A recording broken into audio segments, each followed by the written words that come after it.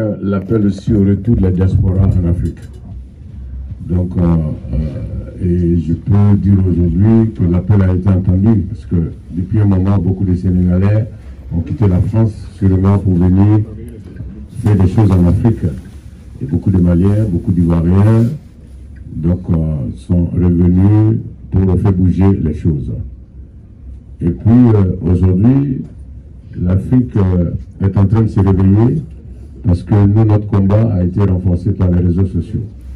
Les réseaux sociaux ont commencé à montrer les choses dont on parlait et qui n'étaient pas visibles, qu'on ne pouvait pas toucher.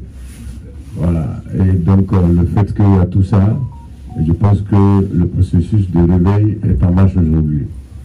Il y a une prise de conscience, il y a des pays qui sont en train de s'unir. Moi, je suis très heureux de voir ça. Mais en même temps, le constat réel, c'est que nous n'avons jamais été autant divisés. Voilà, c'est ça qui est la réalité. Avant, on avait l'Union africaine, surtout, on avait la CEDEAO. Aujourd'hui, on a la CEDEAO et l'AES. Donc, moi, je dis peut-être qu'on est sur le chemin de l'unité. Mais là, on vient de faire quelque part un bond en arrière. Parce que nos ancêtres et nos parents auraient voulu qu'on passe à une autre étape positive au lieu d'être divisés. Et puis vous pouvez constater que les Maliens sont divisés, les Burkinabés sont divisés, les Nigériens sont divisés, et même les Ivoiriens sont divisés. Ça, c'est politiquement, je veux dire. Et donc, moi, je compte continuer à parler d'unité. D'unité, il y a des gens qui disent non, Tikendia, si Bob Marley avait été là, il allait prendre position pour tel ou tel groupe. Mais je pense que Bob Marley aurait été là aujourd'hui, il aurait chanté l'unité. Parce que l'Afrique unie gagnera tous les combats et l'Afrique divisée ne gagnera rien.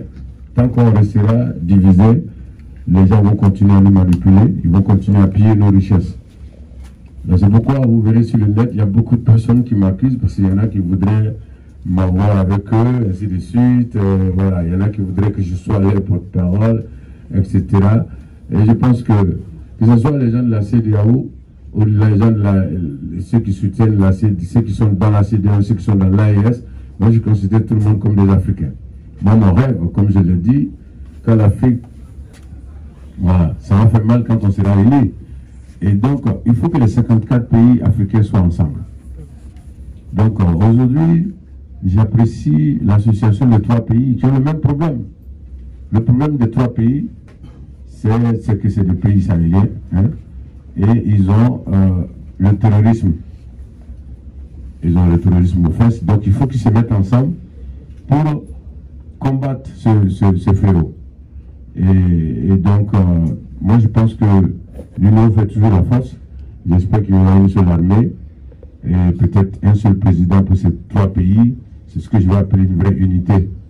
Voilà. Parce que si chacun continue à faire son truc et puis on dit qu'on est unis, mais je dis que j'ai un problème avec ça. En fait, mon rôle, ce n'est pas d'appartenir ni à la CEDEAO ni à l'AES.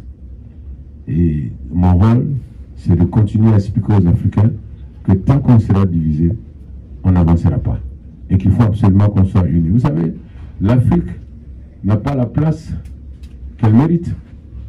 Nous avons la majorité des matières premières dont les pays occidentaux ont besoin pour continuer le développement. Nous sommes sur un continent où la jeunesse est assez nombreuse. Nous sommes sur l'un des plus grands continents. Et donc, nous devons être à l'avant du train, mais pas à l'arrière. Pourquoi nous sommes à l'arrière du train? Parce que nous sommes divisés. L'Union européenne, je crois que c'est 26 ou 27 pays. Les États-Unis, 50 ou 52 États. Nous sommes 54 pays, man. Nous sommes 54 pays. Et nous avons, j'ai parlé des matières premières tout à l'heure. Moi, je ne connais pas beaucoup de petits blancs qui n'aiment pas le chocolat. Hein. La Côte d'Ivoire est le premier producteur mondial de chocolat. Voilà, le jour qu'il y aura rupture du chocolat, il y en a qui vont péter les plombs. Combien de personnes en Occident se lèvent le matin pour boire du café? Voilà, et je pense qu'il y a un bon pourcentage. S'il n'y a pas de café, les gars vont péter les plombs. Donc, je ne parle que de ces deux matières premières. On peut faire le tour de l'Afrique et vous trouvez que chaque pays a quelque chose d'important dans le fonctionnement de la chaîne mondiale.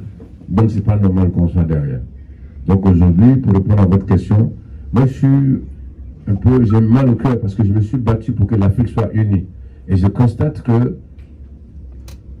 voilà, au lieu qu'on utilise les réseaux sociaux, parce que si nos ancêtres avaient eu les réseaux sociaux, mon vieux, comment ils allaient l'utiliser? Ils allaient l'utiliser le maximum positif.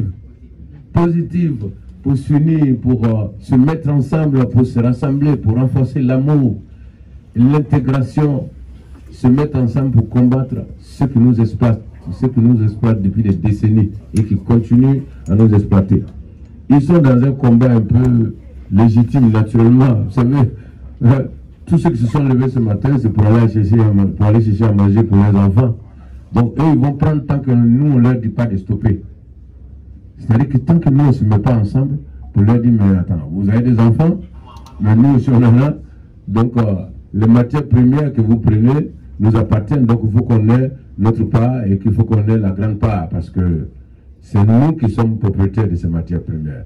Et donc, c'est à ça que moi, je veux que les Africains arrivent, qu'on soit unis. Je souhaite que l'AES et la CEDEAO trouvent une solution pour se mettre ensemble. Parce que divisé, on est moins fort, unis, on est très très puissant. Et c'est ce que je souhaite pour l'Afrique. Donc, mon avis aujourd'hui, c'est que le processus de réveil est là. Les énergies sont là, mais elles sont dispersées. Elles sont dispersées parce qu'on a utilisé les réseaux sociaux pour s'insulter, pour se dénigrer. Voilà. Quelqu'un vient parler d'un sujet. Moi, au lieu de venir débattre avec lui pour lui dire pourquoi je ne suis pas d'accord et voilà ma manière de voir les choses, non, je vais venir, je vais dire que c'est un connard, je vais même insulter ses parents, etc. Et quelqu'un prend une position, on dit non, tu n'as pas le droit de faire ça, il faut absolument que tu sois avec nous.